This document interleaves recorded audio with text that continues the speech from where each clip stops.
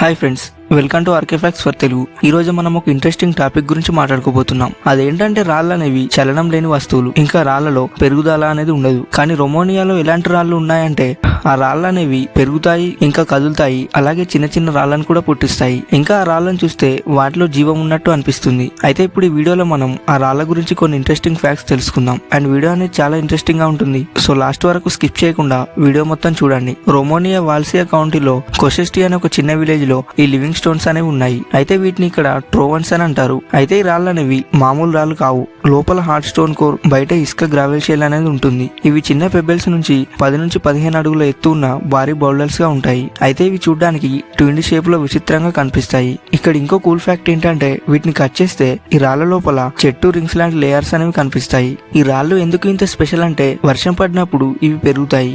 So ఈ వర్షం పడ్డప్పుడు ఈ రాళ్ళు పెరగడం గురించి సైన్స్ ఏం చెప్తుందంటే ఈ రాళ్లపై వర్షం పడ్డప్పుడు వీటిలో ఉండే పోరస్ ఇసుక అనేది కాల్షియం కార్బోనేట్ తో రియాక్ట్ అవుతుంది. అండ్ వర్షంలోని మినరల్స్ అనేవి రాయి లోపలికి చేరి లోపల ప్రెజర్ అనేది క్రియేట్ చేస్తాయి. ఈ ప్రెజర్ వల్ల రాయి సెంటర్ నుంచి బయటికి విస్తరిస్తుంది, అంటే పెరుగుతుంది. కానీ గ్రోత్ అనేది చాలా స్లోగా ఉంటుంది. ఎంత స్లోగా ఉంటుందంటే 1000 సంవత్సరాలకు 4 నుంచి 5 సెంటీమీటర్లు మాత్రమే పెరుగుతుంది. వర్షం తర్వాత ఈ పెద్ద ట్రోవన్స్ పై చిన్న మైక్రో ట్రోవన్స్ అనేవి ఫామ్ అవుతాయి. అంటే ఈ రాళ్ల పైన ఇంకా చిన్న రాళ్ళు అనేవి ఫామ్ అవుతాయి. అయితే చిన్న రాళ్ళు కొన్నేళ్లకు విడిపోయి సొంతంగా పెరగడం స్టార్ట్ చేస్తాయి. ఇంకా ఈ విజువల్ చూస్తే రాళ్ళు పిల్లల్ని పుట్టిస్తున్నాయి అని అనిపిస్తుంది. సో ఈ ప్రాసెస్ వెనుక mineral deposits and chemical reactions అనేవి ఉన్నాయి. ఇక్కడ మరో క్రేజీ విషయం ఏంటంటే ఈ ట్రోవన్స్ అనేవి కదులుతాయి. కదలడం అంటే సినిమాల్లో చూపించినట్టు పరిగెత్తడం కాదు, కొంచెం కదులుతాయి. అది కూడా చాలా లేటుగా. అది ఎలా అంటే ఎరోషన్ అండ్ గ్రౌండ్ షిప్స్ ఇంకా భూమి కదలికల వల్ల ఈ రాళ్ళు అనేవి స్లోగా మూవ్ అవుతాయి. ఇంకా ఒక స్టడీలో తెలిసింది ఏంటంటే 2 వారాల్లో ఒక ట్రోవంట్ అనేది 2.5 మిల్లీమీటర్లు కదులుతుంది.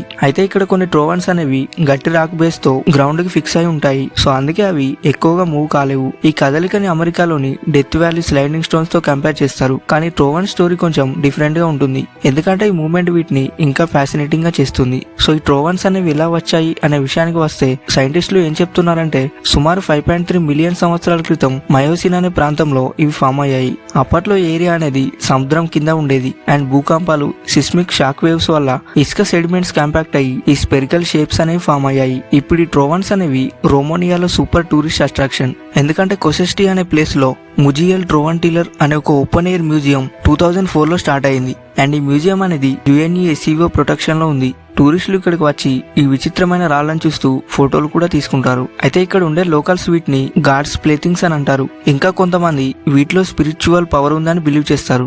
సో ఫ్రెండ్స్, ఈ రొమేనియా ట్రోవన్స్ అనే రాళ్ళని నేచర్ అనేది చాలా అద్భుతంగా డిజైన్ చేసింది కదా. అండ్ ఈ లివింగ్ స్టోన్స్ అనేవి మనుషులకి రాళ్లపైన ఒక కొత్త రెస్పెక్ట్ అనేది తెప్పించాయి.